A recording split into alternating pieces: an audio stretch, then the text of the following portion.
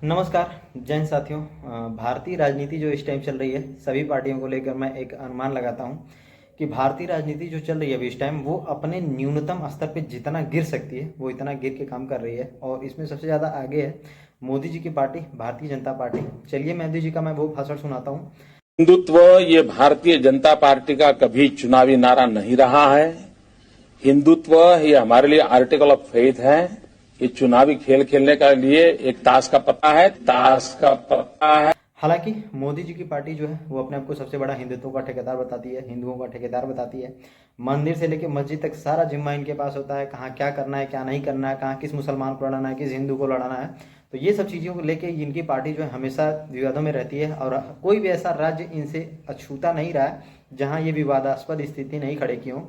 तो पहले मैं आपको चलिए मोदी जी का वो भाषण सुनाता हूँ जिसमें वो ये चीज़ें साफ कह रहे थे कि हमारी पार्टी हिंदुत्व का कार्ड हिंदुत्व का कार्ड केवल एक ताश के पत्ते की तरह इस्तेमाल करती है और मात्र चुनाव जीतने के लिए इस्तेमाल करती है। तो चलिए मैं पहले आपको वो इनका वीडियो दिखा देता हूँ।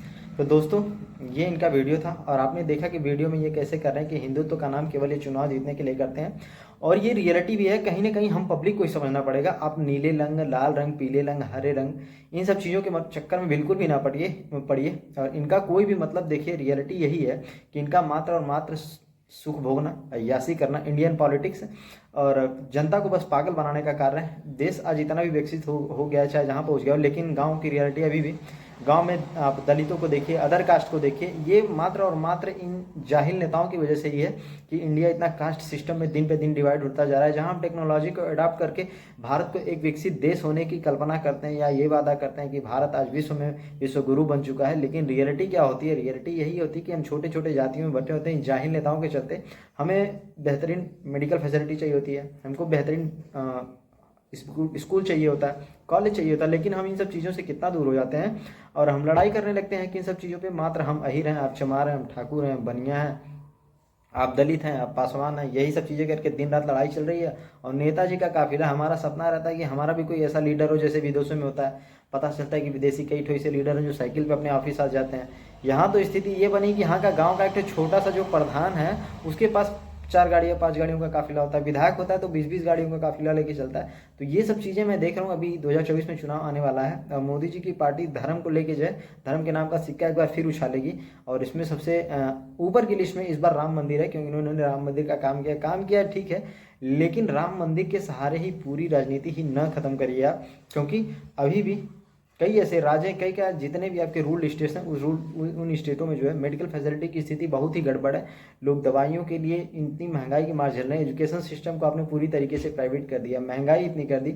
इन सब मुद्दों पे जो है हमारे देश में कभी बहस नहीं होती है, लेकिन पार्टियां जो है कैसे आपको छोटे छोटे रूपों में टारगेट करती हैं। वो बताते हैं कि आप पासवान हैं तो आप हमारे आदमी हैं, आप पंडित जी हैं तो आप हमारे आदमी हैं, यादव जी हैं तो हमारे आदमी हैं, लेकिन रियलिटी आम जनता का फायदा इससे कुछ नहीं होने वाला है।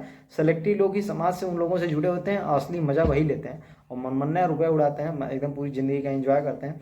तो आप जो है, मेरा अनुरोध है आप सभी से कि सही और गलत देकर ही वोट करें, क्योंकि लाल रंग, पीला रंग, नीला रंग, हरा रंग ये किसी के नहीं है, पहले भी नहीं थे, आज भी नहीं है और आगे भी नहीं रहेंगे। तो हमें ये सब चीज़ों को थोड़ा समझने का ज़रूरत होता है, क्योंकि मैं देखता हूँ कि इंडियन पॉलिटिक्स जो इस टाइम चल रहा है ये सबसे अपने न्यूनतम स्तर पे जितना गिर सकता है कि जहाँ तक गिर जाए। मतलब अब स्थिति ये बन चुकी है कि कई राज्यों में विपक्ष को खड़ा ही नहीं होने दिया जा रहा है।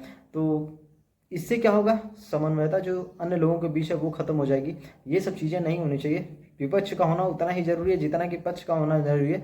विपक्ष मजबूत से ही मजबूत राष्ट्र का निर्माण होता है। ये सब चीज़ें मोदी जी की पार्टी को थोड़ा समझना चाहिए कि हाँ, ये सब चीज़ें ऐसी होती हैं, लेकिन इस टाइम देखने का ये नहीं है। जिसके ऊपर देखो सीबीआई का छापा पड़ रहा है, ईडी का छापा पड़ रहा है, लोगों को जबरदस्ती परेशान कर रहा है। अरे भैया, कम से कम देश में शांति से चुनाव तो हो जाने दो महाराज।